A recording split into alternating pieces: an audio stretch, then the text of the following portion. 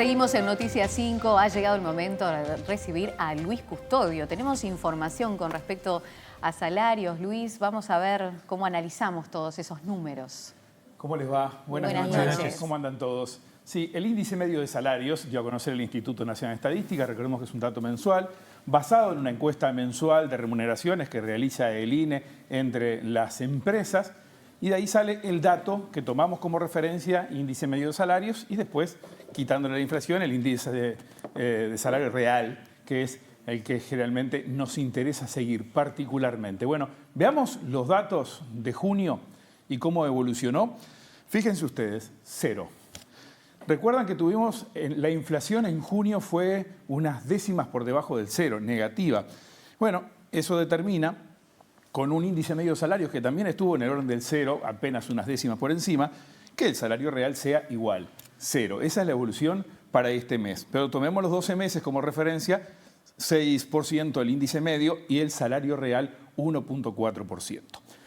Visto esto, entonces, este dato, vamos a ver en profundidad, poniendo un poquito la lupa más cerca, en algunas gráficas, cómo ha ido evolucionando en este último periodo. Acá esta gráfica va desde el año 2019 hasta nuestros días. Las barras en azul es el índice medio de salarios. La zona roja, coronada por esa línea roja, es el índice de precios al consumo. Ahí podemos observar bien cuando la inflación iba por encima de los salarios y perdíamos poder de compra, poder adquisitivo, y luego cómo esa situación se da vuelta y hay una recuperación del nivel, no de lo perdido, sino del nivel que nos ha ido acompañando hasta ahora. Ahí es que muchos sectores, como veíamos hace un tiempo cuando planteábamos las rondas de consejos de salarios y las distintas mesas, algunos sectores han recuperado dentro de este promedio, otros han llegado apenas y algunos incluso con un poco de crecimiento.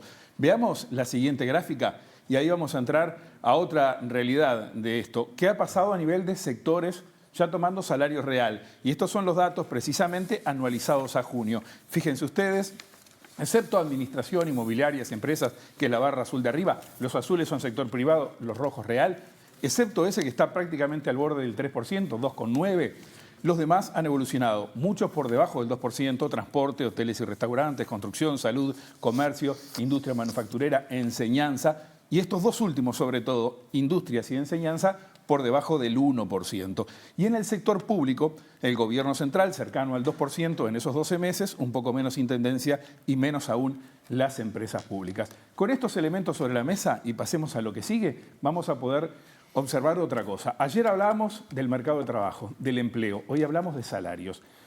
En la mirada hacia la ronda de negociación colectiva que tenemos por delante, cuando se proyecta a propósito de cómo puede una economía contener mejoras de empleo y de salarios, aparece el concepto masa salarial.